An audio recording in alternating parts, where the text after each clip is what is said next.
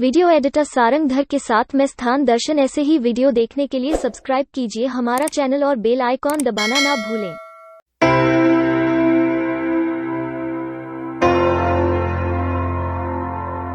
सभी प्रभु प्रेमियों को दंडवत प्रणाम।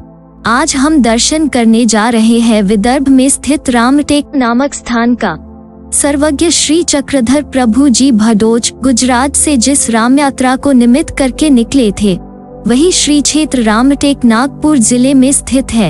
यहाँ पास में ही प्राचीन राम मंदिर होने के कारण यह हिंदुओं का एक प्रसिद्ध तीर्थ स्थान भी है, जिसे गढ़ मंदिर कहा जाता है। उसी परिसर में भोगराम देवता का मंदिर था, जहाँ स्वामी जी रुके थे। यहाँ पुरातन मंदिर के अवशेष देखने को मिलते हैं। यहाँ कार्तिक माह की पूर्णिमा को बड़ी संख्या में महानुभाविया लोग दर्शन के लिए आते हैं। तो चलिए चलते हैं रामटेक की ओर। यहाँ पहुँचने के लिए मार्ग रामटेक यह शहर दिल्ली हैदराबाद राष्ट्रीय महामार्ग पर स्थित मनसर शहर से आग्नेय की ओर 7 किलोमीटर है। नागपुर से रामटेक शहर मनसर मार्ग से 47 किलोमीटर है। मौदा से रामटेक उत्तर की ओर 32 किलोमीटर है।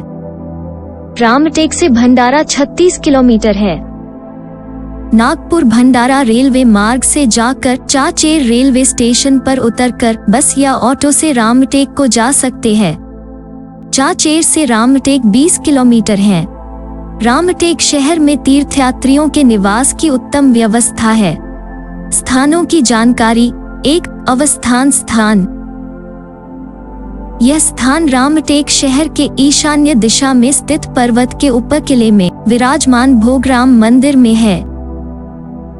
इस परिसर को गढ़ मंदिर किला के नाम से जाना जाता है।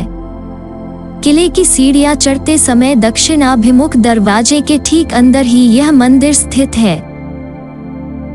इस पूर्वाभिमुख भोगराम मंदिर के ठीक सामने भव्य वराह मूर्ति भी है।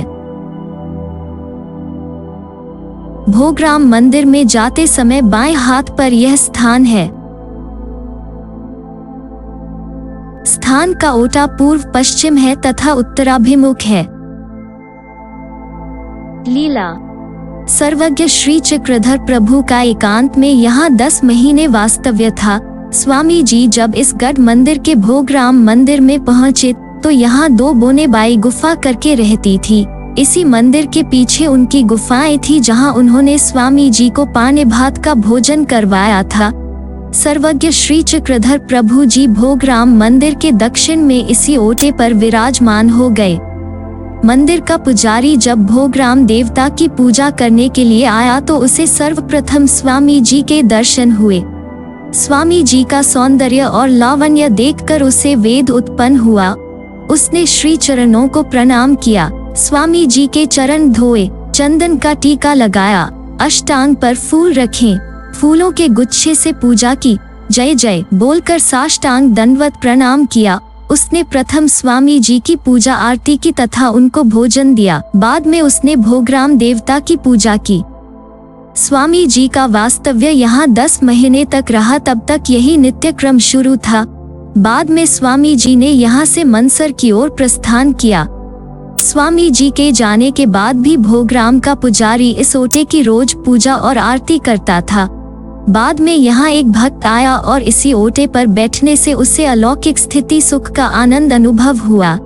जब भोगराम का पुजारी उस ओटे की पूजा करने लगा तो उस भक्त ने पुजारी से पूछा कि आप इस ओटे की पूजा क्यों करते हैं? उस पर पुजारी ने कहा, इस ओटे पर 10 महीने तक एक महापुरुष बैठते थे। उनकी पूजा अर्चा करते समय मुझे जैसा सुखानंद अनुभव होता था, वैसा ही सुखानंद इस ओटे की पूजा करते समय होता है। इसीलिए इस ओटे की पूजा करता हूँ। यह सुनकर वो भक्त बोला, फिर वो महापुरुष किस तरफ गए? पुजारी बोला, वो मनशिला की तरफ गए हैं। इसके आगे की लीला मनसर स्थान दर्शन वाले वीडियो में बताई जाएगी। 2. संधि स्थान। भोगराम मंदिर के उत्तर बाजू में भैरव मंदिर है। इन्हीं 2 मंदिरों के बीच में जो संकुचित जगह छुटी है उसे ही संधि के नाम से जाना जाता है, जो कि संपूर्ण नमस्कारी है। लीला। सर्वज्ञ श्री चक्रधर प्रभु रोज इसी संधि से बोनेबाई के गुफा की ओर आते जाते थे। इसीलिए महानुभावीय इस संधि की जगह के पवित्र पाषाण को अपनी देव पूजा में स्थान देकर उसकी वंदना करते हैं, जिसे भोगराम का विशेष के नाम से जाना जाता है। 3. परिश्रया बीजे करणे स्थान। यह स्थान मंदिर के पूर्व की ओर स्थित है।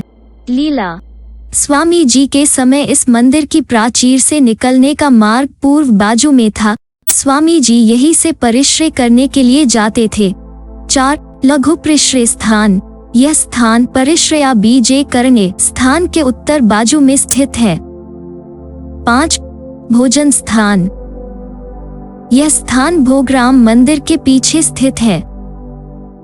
लीला। बोनेबाई के विनती पर स्वामी जी ने उनकी भोजन की क्रिया स्वीकार की थी। स्वामी जी जब तक यहाँ रुके तब तक बोनेबाई का भोजन प्रतिदिन स्वीकारते थे।